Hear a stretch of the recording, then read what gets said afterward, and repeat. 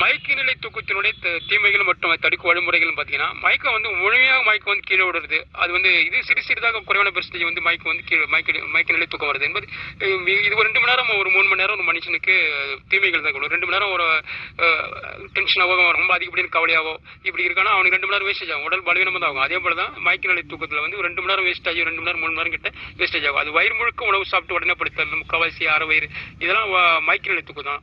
வெறும் வயிறா படுத்தா மயக்க நிலை தூக்கம் கிடையாது. சித்தர்கள் சில டாக்டர்கள் சொல்றேன். ஆனால் வெறும் வயிறா என்ன கேட்டால் வெறும் கால் வயிறு உணவு சாப்பிட்டு படுங்க. வயது அதிகரிக்க 20 வயசு பையன் பார்த்தீங்கன்னா வெறும் வயிறை பொறுத்தவரைக்கும் காலையில் பார்த்தோன்னா மைண்டும் பவரும் உடம்பு பவராக எழுந்திருப்பான். வெறும் வயிறு சாப்பிடாமலே இந்த நைட் சாப்பிடாமலே அவனுக்கு முழுமையாக மூச்சு. ஏன்னா அவனுக்கு மூச்சு போல அதிகம் குடலும் வளைஞ்சு குடிக்கும். உதரவதானம் சொல்லுவாங்க. அது இறப்பை வளைஞ்சு கொடுக்கும். நல்லா இளமையாக இருக்கிறதா 2 குடலும் உடல் இது நுரையீரல் 2மே இளமையாக இருக்கிறதால அவனுக்கு சாத்தியம். 20 வயசு பையன் நீங்கள் படுக்க வைங்க, நைட் சாப்பிட கொடுக்காதீங்க. காலையில் எப்படி அதே பார்த்தீங்கன்னா வயது அதிகரிக்க மூச்சு பலம் குறையுது. இறப்பை சூடு வேணும். கொஞ்சம் இறப்பையும் வளைஞ்சு கொடுக்கணும்னா கொஞ்சமாக சூடு வேணும். சூடு கால் வயிறு உணவு வந்துன்னா அது கொஞ்சம் சூடு கொடுத்து கொஞ்சம் நல்லா வளைஞ்சு கொடுக்கும். வயிறு நல்லா முழுமையான சுவாசத்துக்கு அதிகமாக டெஸ்ட் பண்ணி பாருங்க. ஆராய்ச்சி டாக்டர்கள் ஒரு 5 பேருக்கு கால் வயிறு உணவு ஒரு 50 கிராம் உணவு கொடுத்துட்டு படுக்க வைங்க. இல்லைனா செருக்கி வச்சு 2 மணி நேரம் அப்புறம் படுக்க வைங்க. 2 மணி நேரத்தில் பார்த்தீங்கன்னா இறப்பில் கால்வாசி உணவு தான். ஒரு 1.5 மணி நேரத்தில் கால்வாசி உணவு தான் இருக்கும். அப்போ படுக்க வைங்க. இல்லைன்னா வயிறுக்குள்ள சாப்பிட்டு 5 பேர் ஆராய்ச்சி பண்ணுங்க. வெறும் வயிறாக படுக்க வைங்க கால் வயிறு உணவு.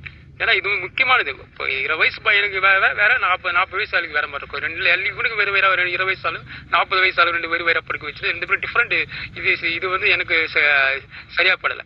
அதாவது கால் வயிறாத உணவு இருந்தால் தானே அது வந்து இறப்பை வந்து முழுமையான சுவாசத்துக்கு வளைஞ்சு கொடுக்குது.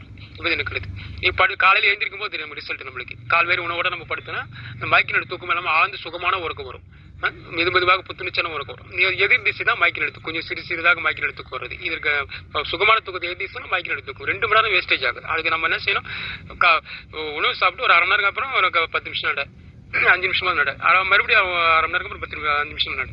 இப்படி 1.5 மணி நேரத்துக்கு அப்புறம் ஒரு 15 மினிட்ஸ் நடந்துட்டு படுத்திங்கன்னா நம்மளுக்கு கால் வயிறு தான் உணவு இருக்கு. பகல்லையும் அது மாதிரி செய்யணும். பகலில் வந்து அதிகப்படியில் வெயில பார்க்கறது கடினமான உடல் உழைப்பு இவைகளெல்லாம் நம்ம மூளையும் கண்ணு சோர்ந்து போறதால மயக்க நிலை தூக்கம் வருது. மயக்க நிலை தூக்கத்தை தடுக்கிறதுனா இந்த மாதிரி வயது அதிகரிக்க நம்ம வந்து கால்வாசி உணவோட நம்ம ஒரு 1.5 மணி நேரத்துக்கு அப்புறம் இல்லை 2 மணி நேரத்துக்கு அப்புறம் படுத்தாலே நமக்கு அந்த மயக்க நிலை தூக்கத்தை இதை தடுக்கலாம். இது வேஸ்டேஜ்னா ஒரு 24 ஹவர்ஸ் தூங்கினா கூட உங்களுக்கு மயக்க நிலை தூக்கத்தில் வந்து எந்த ஒரு பிரயோஜனம் இருக்காது. 2 மணி நேரத்தில் ஆழ்ந்து வருங்கிற பவர் வந்து நீ 4 மணி நேரம் 6 மணி நேரம் நீ மயக்க நிலை தூக்கத்தில் வந்து எந்த புரோஜனம் 24 ஹவர்ஸ் தூங்கணும். அது 24 ஹவர்ஸ்ன்றது உடல்நிலை சரியில்லாதவங்க வந்து பகலும் தூங்குவாங்க, நைட்டு தூங்குவாங்க. அப்போ வந்து அவங்க எழுந்திரிச்சாலும் அதே முகம் சோறு உடல் சூழதான் இருப்பாங்க. எந்த யூஸ் கிடையாது. ஆனால் இந்த உடல் ஆரோக்கியமானவங்களுக்கு கூட சாப்பிட்ட உடனே படுப்பதால் இந்த மயக்க நிலை தூக்கத்தில் 2 மணி நேரம் வேஸ்டேஜ் ஆகும். அதுக்கப்புறம் 2 மணி நேரம் 3 மணி நேரம் அப்படியே போக ரிலீஸ் ஆகி அவங்க ஆழ்ந்த உறக்கத்தில் நல்ல தூக்கத்துக்கு போயிடுவாங்க. ஆனால் இங்கே இடையில வந்து அந்த உடனே படுப்பதால் 2 மணி நேரம் வேஸ்டேஜ் ஆகுது. மயக்க நிலையில் முழுமையான சுவாசம் இல்லாமல் 2 மணி நேரம் வேஸ்டேஜ் ஆகுது. அது வந்து அவங்களுக்கு தெரியுது இல்லை. இப்போ நீ உணவு ஜீரணமான பிறகு ஒரு நைட் சாப்பிட்டு உணவு ஜீரணமான 2 மணி நேரம் அப்புறம் படுக்கிறான்னு வச்சுக்கலாம். நைட்டில் அவன் வந்து காலையில் 5 மணிக்கு தான் எழுந்திருவான், புத்துணர்ச்சி எழுந்திருவான். அப்படி சாப்பிட்டோன்னே படுக்கிறான்னு வச்சுக்கலாம். அவனுக்கு 2 மணி நேரம் 3 மணி நேரம் வேஸ்டேஜ் ஆகி 5 மணிக்கு எழுந்திரிக்க மாட்டான். கூட எக்ஸ்ட்ரா 2 மணி நேரம் தூங்கும். ஆனால் இடையில 2 மணி நேரம் சாப்பிட்டோன்னே படுத்து 2 மணி நேரம் வேஸ்டேஜ் ஆகுது. உடல் வீக்னஸ் ஆகுது. அவனுக்கு தெரியல.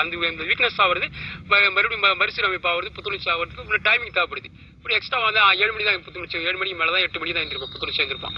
இவன் வந்து சாப்பிட்டு 2 மணி நேரம் அப்புறம் வாக்கிங் போயிட்டு ½ hour கூட 5 நிமிஷம் சொல்லிட்டு 2 மணி நேரம் ஒரு எப்படி பார்த்தாலும் 15 மினிட்ஸ் 20 மினிட்ஸ் வாக்கிங் போயிட்டு ஆஃப்டர் சப்போஸ் 2 மினிட்ஸ் வாக் என்ற ஒரு ஆங்கில பழமொழி இருக்குது. இரவு உணவு பிறகு ஒரு 2 மணி நேரத்தோடு நடக்க சொல்லியிருக்காங்க.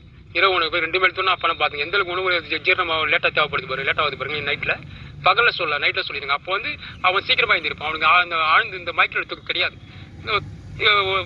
நல்லா ஆழ்ந்த சுகமான தூக்கம் போது அவன் காலையில் 5 மணிக்கு தான் எழுந்திருவான். இவனுக்கு 2 மணி நேரம் எக்ஸ்ட்ரா தூங்கி எழுந்திருப்பான். இந்த உடனே சாப்பிட்டோன்னே படுக்கும். எனவே சாப்பிட்ட உடனே இந்த மயக்க நிலை தூக்கம் தடுக்குது. நம்ம கால் வயிறு உணவு வயிற்றில் இருக்கும்போது தூங்கினாலும் இந்த மயக்க நிலை தூக்கத்தை தடுக்கலாம். தேங்க்யூ.